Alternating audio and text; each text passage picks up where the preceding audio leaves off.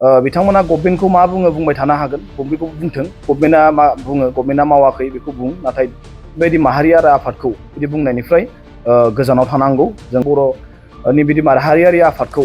सोंखारिनायनिफ्राय गोजानाव थानांगौ आरो बिदि मावाखै, जोंखौ जेबो खामानि मावाखै होननाया बे गोरोन्थि जादों। जों जिखुनु खामानिखौ मावोबा जों गोबां खामानि मावो, नाथाय बिथांमोन बायदि जोङो प्रेसमेट एबा मिडियाफोरावल' खोन्थानानै जों खामानि जों मावनायखौ जों नागिरा। आंथ' बिथांखौ सिगां मिथियामोन बा दैदेनगिरिबो होनना आं बुङा, जेरावबो नुफेरखायाखै। आं उनावसो मानसिफ्रा मिथिदों बिथाङा सासे बिअ मोनबा आजिरा मोनबाय। दा बिथाङा माने गावखौ जाथिनि खामानि मावग्रा गोबां बुंदों, नाथाय जों बिदि हयथ' दैदेनगिरि जाफेरनायबो नुवाखै। दा बिथाङा थोंजोङै बिथाङा राजनितिआव नङाबाबो बिथाङा राजनितिनि माने मुलाम्फानि थाखाय बा राजनितिनि एजेन्ट बायदि बिथाङा गोबां खामानि मावदों।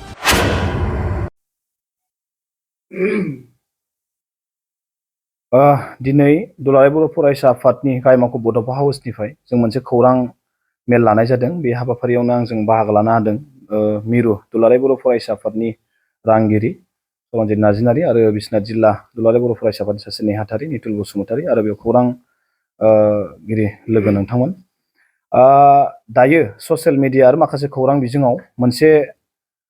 गोसारबाय थादों दि गभर्नमेन्ट मडेल कलेज बाक्सा जि बोरिमाखायाव थानाय, दा बेयाव बर' आयदा बेयाव गैया, बेखौ ससियेल मिडियायाव गोबां बुंदों आरो बेखौ लानानैनो जोंनि गोबां मानसिफ्रा दुलाराय बर' फरायसा आफाद आरो बर' थुनलाइ आफादखौ बिनि सायाव जेबो खामानि मावाखै होननानै बिथांमोना बुंदों। दा बेखायनो बेखौ जों दुलाराय बर' फरायसा आफादनिफ्राय क्लियारै जों बुंनो नागिरदों दि बे गंसेल' नङा, आसामाव गंथाम बर' फरायसाफोर फरायनाय जायगा, जेरै बालिपारायावबो बेबायदि मडेल कलेज गंसे दं आरो दुधनियाव थानाय मडेल कलेज, बे गंथामाव बर' सिगां बेयाव गैयामोन। आरो दा बेखौ लानानै जोङो थांनाय 29 आगष्ट 2023 मायथाइयावनो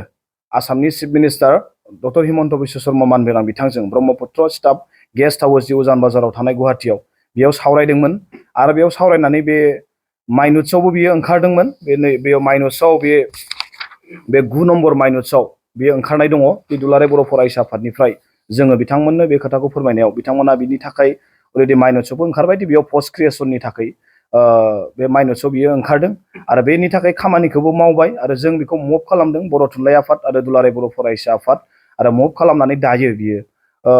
आसामनि हायार इडुकेसन डिपार्टमेन्टनि जि सेक्रेटारि नारायण कुमार बिथाङा बेखौ एप्रुभ खालामबाय आरो बियो जोंनि मिथिनायाव जों रिपर्ट लानाय बियो फाइनेन्सआव नांथानानै दङ। नाथाय मडेल कड अफ कन्डाक्ट जानायनि थाखाय इलेक्सननि थाखाय बियो नांथानानै थाबाय आरो बे इलेक्सन जोबनायनि उनावनो नैबे पस्टआ क्रिएसन जागोन। दा बेखौ लानानै रायजो राजा बिथांमोना गोनो गोथो जानांगौ गैया आरो दुलाराय बर' फरायसा आफादखौ सानैसो मानसिफ्रा बिदि सोंखारिनायनिफ्राय बिथांमोना गोजानाव थानांगौ आरो बेजों लोगोसे फरायसुला फरायसुलि बिथांमोनखौ जों खावलायगोन, बेयाव बर' आयदा बेयाव होआखैब्लाबो बिथांमोना बेयाव मुं थिसननो हागोन आरो बर'खौ लानो हागोन। दा बेयाव गोनो गोथो साननांगौ गैया, बर' लानानै बेयाव फरायनो हागोन आरो बिनि उनाव बिनि पस्टआ क्रिएसन जागोन, बेखौ खुनु गोनो गोथो जानांगौ गैया। दा बेखायनो जों खावलायगोन दि बे बर'नि बिदि माहारियारि आफादखौ सोंखारिनायनिफ्राय गोजानाव थानांगौ आरो बिदि मावाखै, जोंखौ जेबो खामानि मावाखै होननाया बे गोरोन्थि जादों। दा बिथांमोना जेबो तथ्य मोनालासे दुलाराय बर' फरायसा आफादखौ बिदि जेबो मावाखै होनना बुंनाया जोंनि थाखाय जोबोद दुखुनांथाव आरो बिथांमोना जेबो इनफरमेसन गैया एबा मिथिया, बिदि मोनसे सानजानाय बे लाजिनांथाव बिथांमोननि थाखाय। दा बेखायनो बिथांमोना गभर्नमेन्टखौ मा बुङो बुंबाय थानो हागोन, गभर्नमेन्टखौ बुंथों, गभर्नमेन्टआ मा बुङो, गभर्नमेन्टआ मावाखै बेखौ बुं, नाथाय बेबायदि माहारि आरो आफादखौ बिदि बुंनायनिफ्राय गोजानाव थानांगौ। जोङो दुलाराय बर' फरायसा आफादनो बेखौ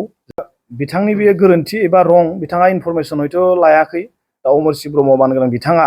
दि नैबे माइनुट्सखौ सिगांनो ओंखारनाय दि 29 आगष्ट 2023आवनो जों बे इनफरमेसनखौ मोननानै जोङो बेखौ गभर्नमेन्टजों रायज्लायनानै बेखौ मुभ खालामनाय आरो बिथाङाथ' गंसेल' कलेजनि खोथाखौ बुंबावदों, माने बाक्सायाव थानायखौल', नाथाय जों बाक्सायावल' नङा, बालिपारायाव आरो दुधनियाव थानाय कलेजनि खोथाखौबो जों रायखांबावना जों मावदों। दा बेखायनो दुलाराय बर' फरायसा आफादा जों जेब्लाबो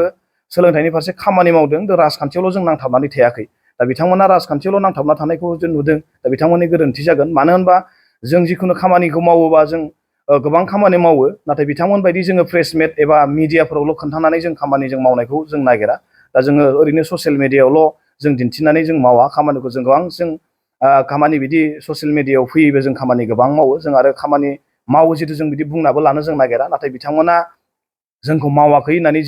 जिबायदि सोंखारिदों बेखौसो जोङो बुंदों। दा बे माइनुट्सखौ बिथाङा नायथों आरो माइनुट्सआव बियो ओंखारबाय, दा बेखौ नायबा बिथाङा क्लियार जागोन। आरो जोङो बिथाङाथ' मैया दाख्लैसो नुनानै बुंबाय, जों बिनि सिगांनो बेखौ रायज्लायखानाय आरो बे डिपार्टमेन्टनि थाखाय जि फाइल प्रसेस बियो दायो मुभ जागासिनो दङ बेखौबो जों दायो खबर लाजोब्बाय दा बेखौ जों आसामनि सोलोंथाइ मन्थ्रिजों जोङो रायलायबाय मैया दा बिथांमोना बुंदों जे फरायसाफ्रा बेयाव बर' आयदा लाना फरायनो हागोन बे इलेक्सननि उनावनो बेयाव पस्ट क्रिएसन जागोन आरो पस्ट क्रिएसन जाबा बर' बेयाव फैगोन दा बर' फोरोंगिरि गैया होननानै बर' फरायनो मोननाय नङा बे नङा बे बर' फोरोंगिरि गैयाबाबो लाथ'नांगोन नाथाय जेब्ला पस्टआ क्रिएसन जागोन अब्ला फैगोन दा बेखायनो बिथांमोनखौ बेबायदि सोंखारिनायनिफ्राय गोजानाव थानांगौ आं बेखौ बुंदों आरो बिथांमोना इनफरमेसनखौ एसे मोजां लानानै खोथाखौ बुंनांगौ बेबायदि जामासिया मिथिया हुसिया दि बर' थुनलाइ आफाद बा दुलाराय बर' फरायसा आफादा जि खामानि मावाखै होननाया बिथांनि बिराद गोरोन्थि दा बेखायनो बिथांखौ आं जों सोंखारिदों दा बिथाङा बेबायदि बुंनायनिफ्राय गोजानाव थानांगौ आंथ' बिथांखौ सिगां मिथियामोन बा दैदेनगिरिबो होनना आं बुङा जेरावबो नुफेरखायाखै आं उनावसो मानसिफ्रा मिथिदों बिथाङा सासे बिअ मोनबा आजिरा मोनबाय दा बिथाङा माने गावखौ जाथिनि खामानि मावग्रा गोबां बुंदों नाथाय जों बिदि हयथ' दैदेनगिरि जाफेरनायबो नुवाखै दा बिथाङा